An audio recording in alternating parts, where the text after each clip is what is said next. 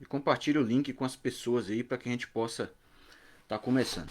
Bom, então vamos lá, meus irmãos. Bom dia para você que já está aqui online com a gente. Para aqueles que ainda vão chegar também, pegue o seu café, pegue a sua Bíblia e vamos começar. E eu quero começar orando, né? Então vamos começar orando e colocar o nosso estudo bíblico na presença de nosso Senhor Jesus. Pessoal, quem for entrando aí e eu não consegui ver, vai comentando aí embaixo. Porque semana passada a Adri entrou na transmissão e eu acabei não vendo um comentário dela por conta do Facebook. E aí você vai comentando aí pra gente saber quem é que entrou, pra gente poder dar aquele alô, tá bom? Então vamos orar pra gente poder começar o nosso estudo bíblico. Eu quero convidar você a fechar os seus olhos para que a gente possa entrar em comunhão com Deus. Pai, nós te agradecemos a Deus por mais um dia de vida, por mais uma oportunidade de estar aqui. Obrigado a Deus pela vida de cada família, Deus, cada pessoa que está presente nessa transmissão, para que nós possamos, a Deus, aprender mais e mais a tua palavra. Pai, nós te agradecemos, ó Deus, por mais um mês que finalizou. Nós te agradecemos por mais um mês que se inicia, Deus, como o tempo tem passado muito rápido. Mas obrigado também a Deus porque o Senhor tem nos protegido, tem nos cuidado, tem nos guardado e nos amparado nos teus braços, Pai.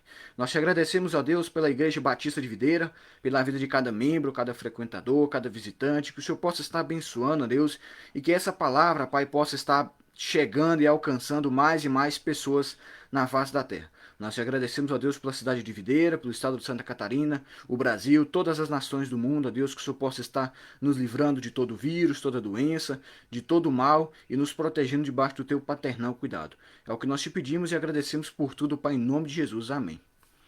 Amém, meus irmãos. Eu quero convidar você a abrir a sua Bíblia em Atos capítulo 6, onde nós vamos continuar a nossa saga aí sobre as doutrinas bíblicas. Nós estamos estudando a nossa revistinha, a Práticas Bíblicas, edição número 1. É uma revistinha da Convenção Batista Mineira, que é muito doutrinária, muito boa. Desde há muito tempo nós já vemos estudando sobre o livro de Atos, sobre as doutrinas da igreja primitiva, o que é uma igreja, o que forma uma igreja, quais atitudes de uma igreja. E isso é muito bom porque se encaixa muito no nosso contexto de pandemia, onde nós podemos ver aquilo que nós devemos fazer, aquilo que nós não devemos fazer. Então, o capítulo 6 de Atos começa dizendo o seguinte: acompanhe aí na sua Bíblia. Atos capítulo 6. A instituição do diaconato, a escolha dos 7 irmãos. Naqueles dias, crescendo o número dos discípulos, houve reclamação dos judeus de cultura grega, os prosélitos, contra os demais judeus, pois as viúvas daqueles estavam sendo deixadas de lado na distribuição diária de mantimentos. Em razão disso, os 12, os apóstolos, convocaram a multidão dos discípulos e disseram: não faz sentido que deixemos a palavra de Deus e sirvamos a mesa.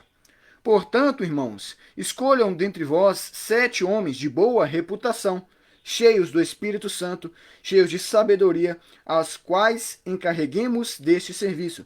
Mas nós não devotaremos, mas nós nos devotaremos à oração e ao ministério da palavra.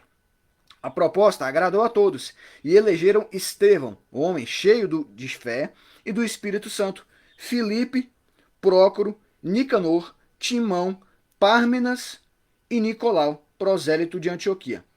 E os apresentaram perante os apóstolos, os quais, depois de orar, impuseram-lhe as mãos. E a palavra de Deus era divulgada, de modo que o número dos discípulos em Jerusalém se multiplicava muito, e vários sacerdotes obedeciam à fé. Estevão, o homem cheio de graça e de poder, realizava feitos extraordinários e grandes sinais entre o povo. Levantaram-se, porém, alguns de chamada Sinagoga dos Libertos dos Sirineus, dos Alexandrinos, da Cilícia e da Ásia, e começaram a discutir com Estevão, mas não podiam resistir à sabedoria e ao espírito com que ele falava. Então subornaram alguns homens para que dissessem: nós o temos ouvido proferir palavras blasfemas contra Moisés e contra Deus. E incitando o povo, os líderes religiosos e os escribas investiram contra ele, prenderam-no e o levaram ao sinédrio. Então apresentaram falsas testemunhas que diziam: este homem não para de proferir palavras contra este santo lugar e contra a lei.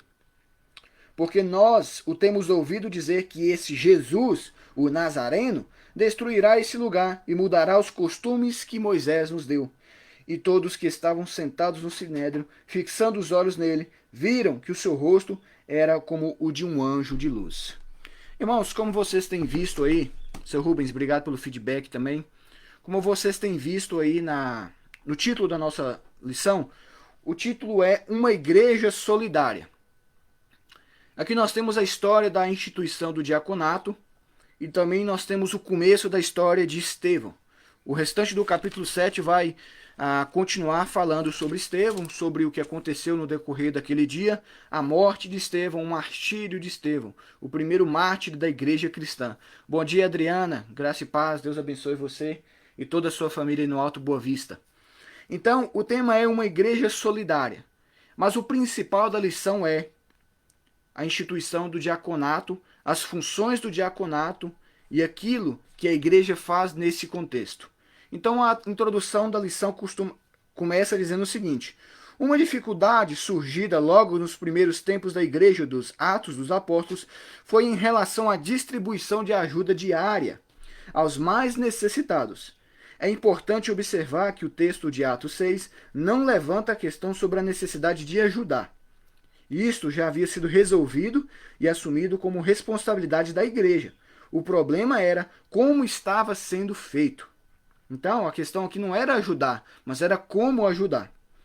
Embora até então a igreja fosse composta apenas de judeus, havia os de fala grega e os de língua hebraica. Houve murmuração, reclamação. Os gregos se sentiam discriminados, talvez com razão, se considerarmos o tamanho da multidão e o número reduzido de apóstolos para cuidar deste trabalho. A solução encontrada foi escolher gente qualificada para auxiliá-los. Qual a melhor maneira de fazer isso? Convocando a comunidade dos discípulos para uma reunião administrativa. Vamos refletir a respeito de como a Igreja dos Atos resolvia os problemas surgidos no seu início. Então vamos lá. Primeiro ali, depois do evento de Pentecostes, a igreja primitiva, a igreja chamada a igreja de Atos dos Apóstolos, começa a caminhar sozinho. Pedro prega e mais de 3.000 pessoas são convertidas. Depois, lá na lição passada, onde nós falamos sobre a Porta Formosa, Pedro prega mais uma vez e mais 5.000 pessoas são convertidas ali. Então, um número muito grande de pessoas começa a entrar nessa igreja para um número muito pequeno de apóstolos e começa a ficar muito grande. Bom dia, meu irmão José Fábio, que Deus abençoe você e sua família. Então, começa a ter muita gente, pouca gente para trabalhar e pouca gente para receber. E começa a virar aquela coisa ali, e os apóstolos pegam e falam: não, peraí, vamos fazer uma assembleia, vamos fazer uma reunião aqui. Então os apóstolos, os 12, lembrando que Judas se enforcou e Matias estava no lugar de Judas, e Paulo só viria posteriormente, muito tempo depois, então os caras falam o seguinte: a nós foi instituído o dever de pregar e orar, e cuidar dos irmãos. Nós não vamos conseguir pregar, cuidar dos irmãos e ainda fazer a chamada ação social. Para nós fica muito pesado. Então o que nós devemos fazer? Vamos fazer uma assembleia, vamos levantar 7 homens aí dentre o povo e vamos colocar esses homens para trabalhar. Isso é tão interessante, irmãos, que isso não vem no Novo Testamento. Isso vem lá do Velho Testamento. Quando você pega Moisés saindo com o povo do Egito, Moisés estava com a cabeça que não aguentava nem olhar para tanta gente. Moisés, algumas passagens, pede para Deus tirar a vida dele porque ele não aguentava a pressão. E chega o Jetro, sogro de Moisés, e fala: boca aberta, você precisa denominar capitães de 10, de 100, de 1000 aí, porque senão você vai morrer, você não aguenta o peso. Você precisa dividir o fardo. Você precisa aprender a dividir as funções. Lembra quando eu falei numa lição que a função de pregar o evangelho e o ID não é só da família pastoral, mas é de todos os irmãos da igreja? Então aqui nesse contexto, meus irmãos, isso não é de agora, isso vem de muito tempo. Então desde o Velho Testamento, Deus vem instituindo isso aí, já para ensinar a igreja do futuro, de que não é só um grupo que vai trabalhar, mas toda a igreja tem que trabalhar. Bom dia, Marina, que Deus abençoe você, o Alcides e as pequenas. Então, meus irmãos, a igreja de Jesus, ela não vai caminhar em cima de uma pessoa só ou de duas pessoas. A igreja é um corpo. Se a minha perna direita somente caminhar, a outra não vai aguentar. Então nós precisamos caminhar juntos, um ajudar o outro. Então eles falam o seguinte, ó, separa entre o povo aí 7 homens. Homens, qualquer homem? Qualquer pessoa? Um cara que chegou agora ou não? Homens de boa reputação, bom testemunho, cheios do Espírito Santo, cheios de sabedoria, aos quais encarreguemos esses serviços. Mas nós, os apóstolos, nos devotaremos à oração e ao ministério da palavra. Meus irmãos, quando nós pegamos uma igreja tem diretoria, uma igreja tem liderança, justamente para isso, que é para dividir o serviço. Já pensou se um pastor ficasse incumbido de orar, pregar, cantar, fazer ação social, fazer EBD, fazer outros cultos, fazer pequeno grupo, fazer homens, mulher? Não ia aguentar. Então isso é bíblico, isso é desde o Velho Testamento, essa divisão de tarefas. Isso é natural dentro do meio cristão. E a igreja do Senhor, a igreja de Videira, outras igrejas, nós precisamos entender e nos solidarizar com isso. E entender que não é só fulano e ciclano que precisa trabalhar, mas nós precisamos dividir as tarefas. Aqui no contexto do diaconato, foi instituído para eles a ação social. Nós vemos no texto aqui dizendo que nós tínhamos prosélitos, pessoas convertidas ao judaísmo. A igreja, a princípio, era só composta por judeus. Então você tinha gregos convertidos ao judaísmo, você tinha hebreus, né, os samaritanos e muitos outros convertidos ao judaísmo, de língua grega e hebraica. E essas pessoas que eram deixadas de lado pela própria igreja, não pelos apóstolos, mas pela própria comunidade. Então, meus irmãos, eles instituem esses homens para cuidar. Qual é a função do apóstolo? É só levar uma cesta básica? Não. Você pega, por exemplo, uma região igual Videira, que graças a Deus é uma região rica, é uma região que não tem mas não muitas pessoas passando necessidade, como em outras funções, outras regiões do Brasil. Mas será que a função de um diácono é só levar a cesta básica? A função de um diácono é servir a igreja, é servir ali o pastor. Às vezes o pastor sobe no púlpito, o irmão vai lá, leva um copo d'água pro pastor. Ó, eu tô vendo tal coisa na igreja aqui, tô vendo uma lâmpada quebrada na igreja. Pô, vamos trocar, vamos ajudar. Eu tô vendo que o pastor tá apertado porque é muito pequeno grupo. Pastor, eu me disponho a ser líder de um pequeno grupo. Eu vou lá e ajudar. Ah, eu tô vendo que o Ministério das Crianças tá cheio, tá crescendo, eu vou lá ajudar. Eu tô vendo que o Ministério de Multimídia tá apertado, eu vou lá ajudar. A função do diácono é ajudar. É desafogar o serviço. Não é ir na igreja uma vez por mês. E nós falamos isso semana passada. O povo de Deus precisa ter constância na casa de Deus. Sabe aquela história do aluno que chega para o professor e pergunta: professora, com quantas faltas eu reprovo? O professor vira e fala assim: mas quem é você? Eu nunca nem te vi na minha aula. Nós não podemos ser esse tipo de pessoa que vai na igreja a cada 6 meses, só quando tem ceia, a cada 30 dias. Nós precisamos ter constância. Nós precisamos servir. Você sabe, irmãos, por que tem muitos pastores que durante a pandemia sofreram com depressão, com burnout e com vários problemas, estresse mental, cansaço mental, por causa do sobrecarregamento, excesso de funções. Isso é muito sério. A gente tem que cuidar da saúde pastoral, do pastor, da esposa do pastor. A gente tem que cuidar daqueles que cuidam de nós. A gente tem que ajudar aqueles que nos ajudam. Pense um pouco nisso.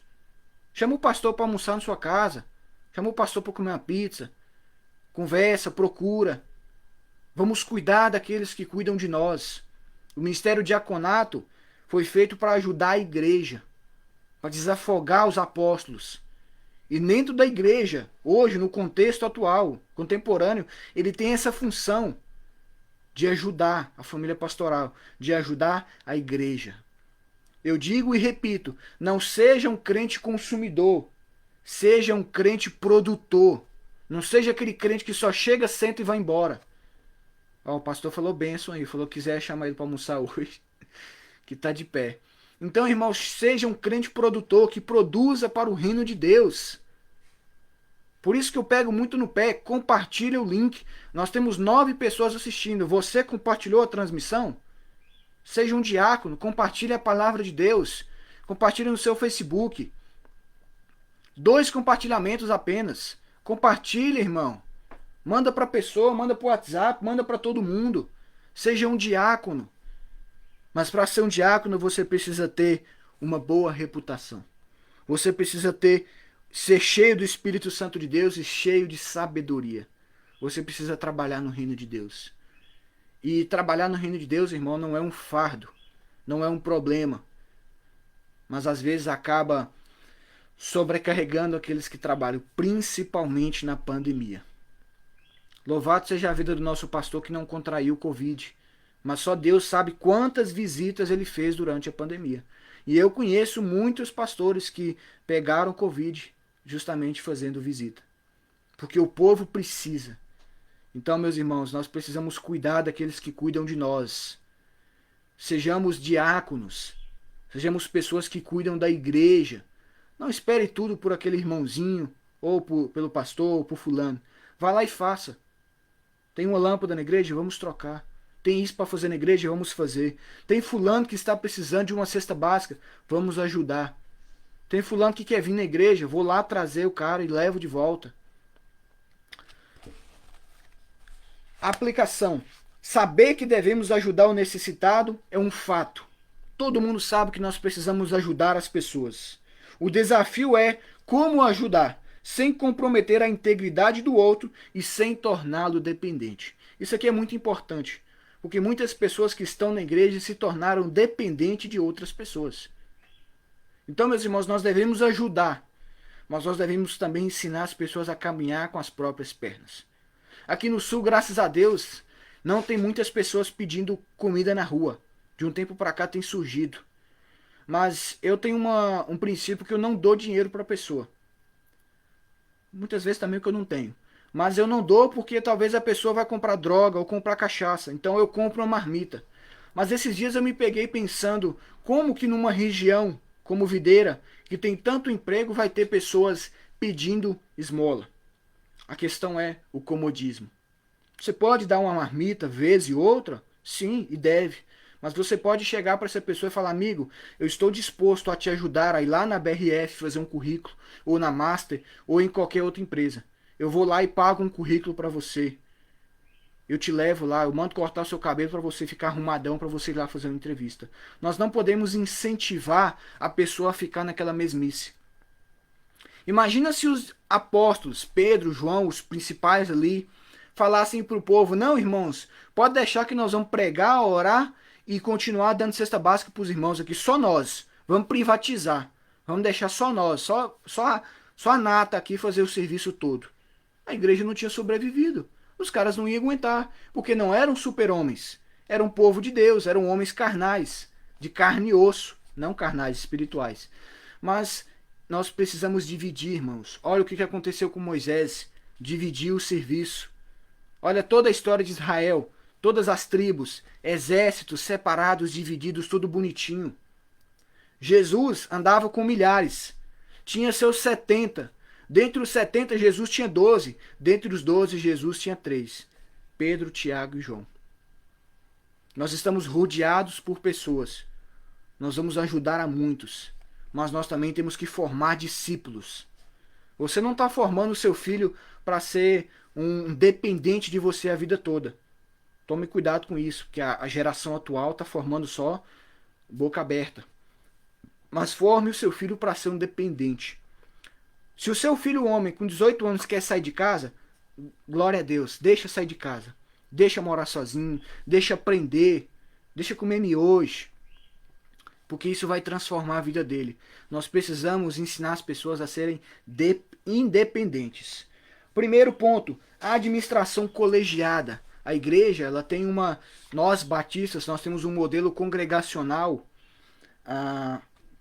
democrático. Ou seja, nós temos uma assembleia que vota se sim ou se não. Outra coisa importante, nós não podemos murmurar. O povo estava ali murmurando. Muitas pessoas na igreja murmuram, porque a igreja não tem isso, porque a igreja não tem aquilo. Vamos fazer, irmão? Não posso. Hoje não dá. Deixa o pastor faz. Eu não sou capacitado para isso. Então, meus irmãos, nós não podemos murmurar. Quando Jesus chama a atenção dos fariseus, murmurar é ficar falando mal, é maledicência, é ficar falando aquelas abobrinha. Então, meus irmãos, nós não podemos murmurar. Seja uma pessoa proativa. Se eu vi que tem uma coisa errada na igreja, eu vou lá e vou tentar ajudar. Se eu vi que tem alguma coisa ruim ali e eu posso ajudar, eu vou tentar ajudar. Senão, eu vou procurar uma pessoa. Eu vi que a igreja. Eu cheguei na igreja e as cadeiras não estão prontas. Vou ali colocar as cadeiras no lugar. Aí eu vi que a Silvia precisa de ajuda. Eu vou lá ajudar. Não seja uma pessoa que reclama. Seja uma pessoa que ajude. Já tem pessoas negativas demais no mundo. Seja uma pessoa positiva. Seja uma pessoa que vem para somar e vem para ajudar no reino de Deus.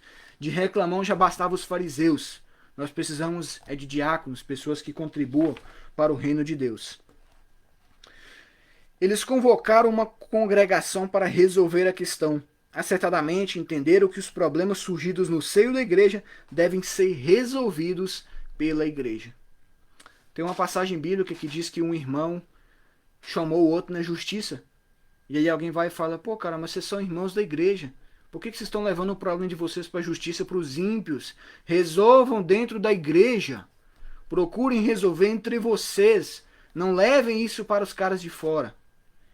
E nós, como povo de Deus, nós precisamos resolver as coisas na nossa casa, no nosso meio, com as nossas maneiras, que é a Bíblia.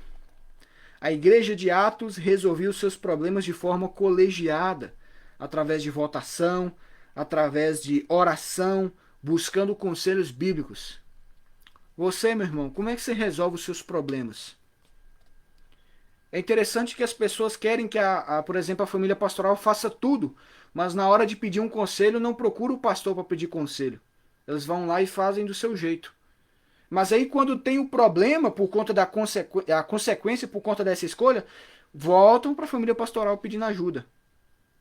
Então, meus irmãos, existe um processo de buscar orientação para Deus. O texto vai dizer, versículo 6, e apresentaram perante os apóstolos, os quais oraram e impuseram as mãos. Eles oraram. Eles procuraram a orientação de Deus. Eles procuraram saber a vontade de Deus. Será que nas decisões da sua vida você tem procurado saber a vontade de Deus? Muitas pessoas falam, eu não tenho ministério na igreja, meu irmão. Ministério não é só pregação. Ministério é oração, é o data show, é a transmissão, é a recepção, é você receber o irmão com um sorriso, é você instruir a pessoa, é você ajudar na ceia. Bom dia, Eudes Andrade, seja bem-vindo. Que bom que você chegou aí, cara. O Eudes tá morando aí na região agora, seja bem-vindo, Eudes.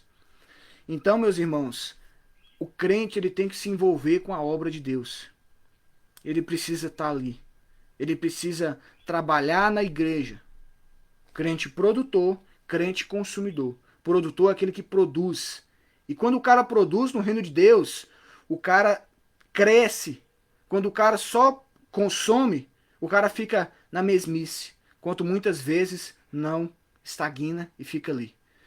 Então, meus irmãos, nós precisamos ser diáconos. Nós precisamos ser pessoas que trabalham para o reino de Deus. Diácono está ali para servir. Se você é diácono e você não tem coragem de levar um copo de água para o pastor, se você não tem coragem de arrumar a cadeira no final do culto, procure ler a Bíblia, procure ler o que os diáconos fazem. Diácono está ali para servir, não é só um título.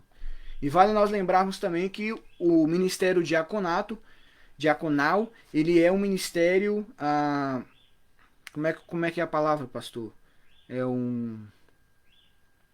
Ele é dessa região, né? Como é que eu posso dizer? O ministério pastoral, ele é universal. O pastor Fernando é pastor aqui e é pastor em Minas, nos Estados Unidos, em qualquer lugar. Já o diaconato, ele é um ministério local. Essa é a palavra. Se eu sou diácono em Videira, eu não vou ser diácono lá em Minas, porque é um ministério local. Mas eu falo isso do título. Mas a função e o dever de ajudar, ele é de todos nós, em todos os locais. Isso aí, ministério local. Muito obrigado. Então, meus irmãos, segundo ponto, um testemunho comprovado. Certa vez lá em Minas, o Robson postou no grupo dos jovens assim: Gente, eu preciso de pessoas para ajudar no louvor, mas tem alguns requisitos. O camarada precisa ser comprometido, ter bom testemunho, ter vida com Deus, ser dizimista, ter um relacionamento com a igreja, ser membro frequente. Aí teve alguém que postou assim: eu até queria cantar, mas esses requisitos aí estão muito difíceis. O cara falou assim: Mas como assim difícil? Você só precisa ser crente. Você só precisa ter um relacionamento que todo cristão tem que ter. Então, para muitas pessoas, ter um relacionamento com a igreja é difícil. Para muitas pessoas, ter constância na igreja é difícil.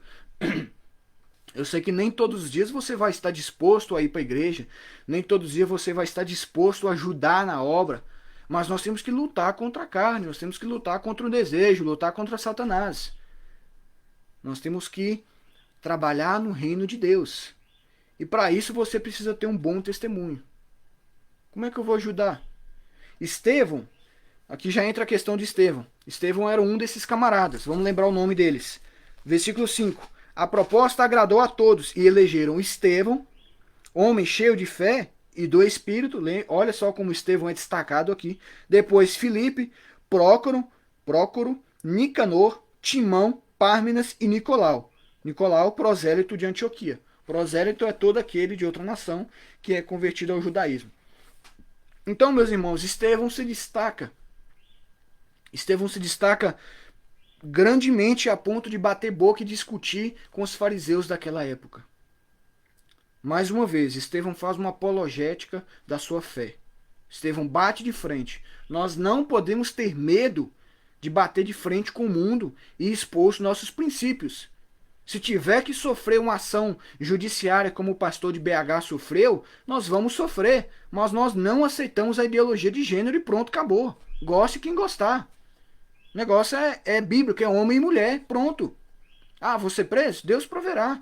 A Bíblia diz que Deus colocar nas nossas palavras, em nossa boca, as palavras. Quando Pedro e Paulo e Silas foram presos, Pedro e João foram presos, Deus libertou. Então nós temos que expor os nossos princípios, fazer uma apologética da nossa fé. E como diácono, nós temos essa função. Estevão ficou conhecido como o primeiro mártir. Ele é um dos 7 diáconos escolhidos para servirem às mesas. Mas o seu ministério não ficou restrito a essa função. Nós não podemos ficar restrito, irmãos, apenas a uma função. Nós precisamos se expandir e ajudar assim que necessário. Nós temos que usar das palavras de Isaías, eis-me aqui, Senhor, envia-me. Eu estou aqui. Me envia. Ah, mas eu não sei falar. Deus vai capacitar. Então, meus irmãos, trata-se de um daqueles personagens que aparecem apenas por pouco tempo no texto bíblico, mas cuja forte convicção está aliada a um grande testemunho. As pessoas que trabalham para o reino de Deus, as pessoas que têm constância no reino de Deus, que têm um relacionamento com Deus, elas vão impactar a sociedade. Não para elas serem glorificadas, mas para que o nome de Deus seja glorificado. Além das qualificações que Estevão possuía para o diaconato, ele era um homem cheio de fé, pleno no Espírito Santo. Meus irmãos, o tempo de hoje não é diferente daquele tempo. Nós podemos ser cheios do Espírito Santo. Não só podemos, como devemos. O nosso tempo é ainda mais terrível do que naquela época. Pense ou não, é pior do que naquela época.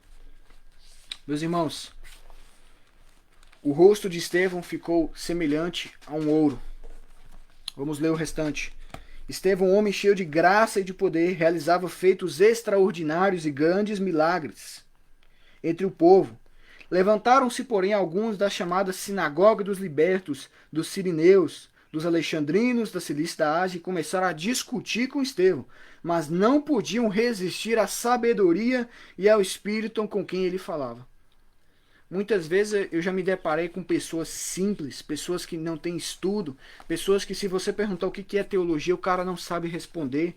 Mas aquele senhorzinho daquela igreja lá do interior, ele tem uma sabedoria espiritual tão grande, porque ele tem um espírito de servo e porque ele tem intimidade com Deus.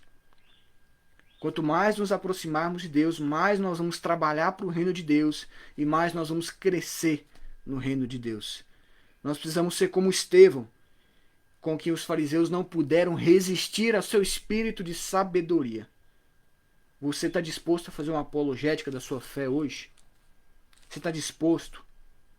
Quando as pessoas postam alguma coisa na internet contra o cristianismo, você está disposto a defender a sua fé? Se você defendesse a sua fé, como você defende Bolsonaro e Lula, muitas pessoas já tinham se convertido, meu irmão. Pense nisso. Muitas vezes a gente defende os políticos de um jeito mas não defende a nossa própria fé. Então subornaram alguns homens para que disserem: nós o temos ouvido falar. Bom dia, Fabiano Faustino, que Deus abençoe você. E subornaram alguns homens para que disserem: nós o temos ouvido proferir palavras blasfemas contra Moisés e contra Deus. Olha os religiosos, olha os tradicionalistas aí. E incitando o povo, os líderes religiosos e os escribas investiram contra ele, prenderam-no e o levaram ao sinédrio. O cara foi preso pelo nome de Jesus, por pregar o evangelho de Jesus. Quem nos dera, irmão, poder ser preso por causa do nome de Jesus. Não porque a gente faz barraco na rua aí. Quando a gente faz, não, né? Não que nós fazemos isso aí. Então apresentaram falsas testemunhas que diziam: este homem não para de proferir palavras contra este santo lugar e contra a lei, porque nós o temos ouvido dizer que esse Jesus, o Nazareno, destruirá este lugar e mudará os costumes que Moisés nos deu. E todos os que estavam sentados no sinédrio, fixando os olhos nele, viram que o seu rosto era como de um anjo. Meu irmão, quando nós trabalhamos para o reino de Deus, quando nós temos intimidade com Deus, quando nós temos compromisso com o reino de Deus, nós vamos nos destacar no meio da multidão. Não como um ser humano que vai aparecer, mas o reino de Deus vai se destacar através da nossa vida. Jesus nos convida para sermos luz e sal, não para ser trevas. E quando ele chama para você ser sal, é para você se destacar. É como o Nusguete lá, o churrasqueiro, só com a mãozinha. É para você se destacar, não é para você salgar e ser amargo. O mundo já tem trevas demais, o mundo já tem pessoas acomodadas demais.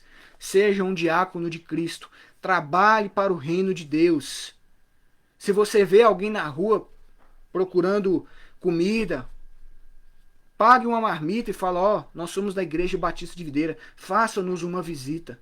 Compartilhe o devocional da igreja.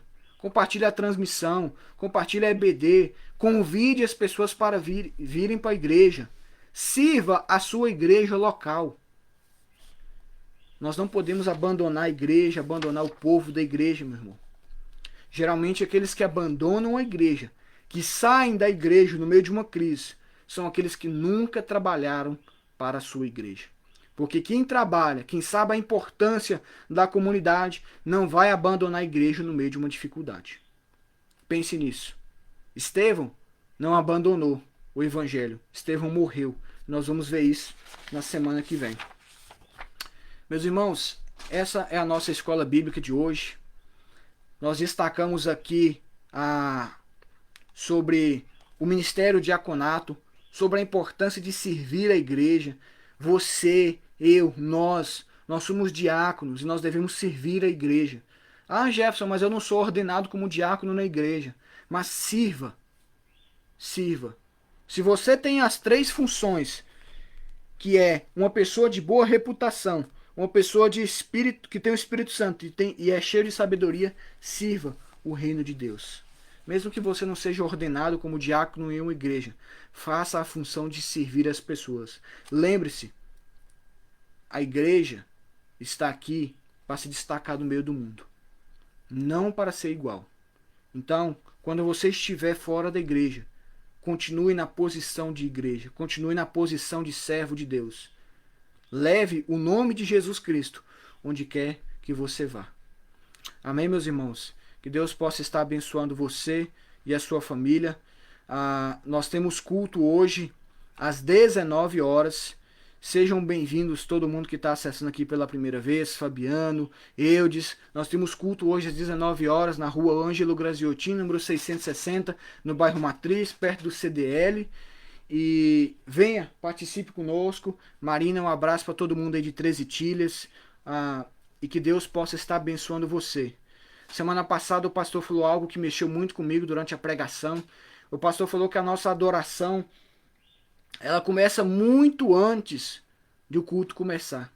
A nossa adoração, ela começa quando nós acordamos.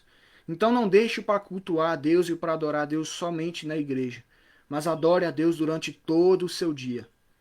E para quando você chegar na igreja, você verdadeiramente adorar a Deus. Quem não adora a Deus durante a semana, não vai conseguir adorar a Deus no culto. O nosso verdadeiro culto é realizado todos os dias da semana. Sirva a igreja, meu irmão. Sirva a igreja. Não seja um crente consumidor, seja um crente produtor. Seja um servo de Deus, que serve a sua comunidade, os seus líderes, os seus pastores e a todas as pessoas. E convide o pastor para almoçar, convide as pessoas para estar em sua casa, claro que com os devidos cuidados, mas ajude e honre os seus líderes e abençoe as pessoas. Amém, meus irmãos? Hoje culto às 19 horas, nós temos o devocional todo dia no grupo de manhã, nós temos o devocional todo dia ao meio-dia no Facebook e no Instagram, e o nosso culto às 19 horas. Nós temos também o culto infantil às 19 horas. Então, se você tiver filho pequeno, traga sua criança, nós temos culto com a tia Silvia lá, e que Deus possa estar abençoando você e a sua família. Amém, meus irmãos? Que Deus possa estar abençoando você e a sua família. E vamos orar para a gente finalizar. Pai, nós te agradecemos, ó Deus, por mais um dia de vida, por mais oportunidades aqui. Obrigado, ó Deus, pela vida de cada pessoa que está aqui hoje assistindo a Tua Palavra.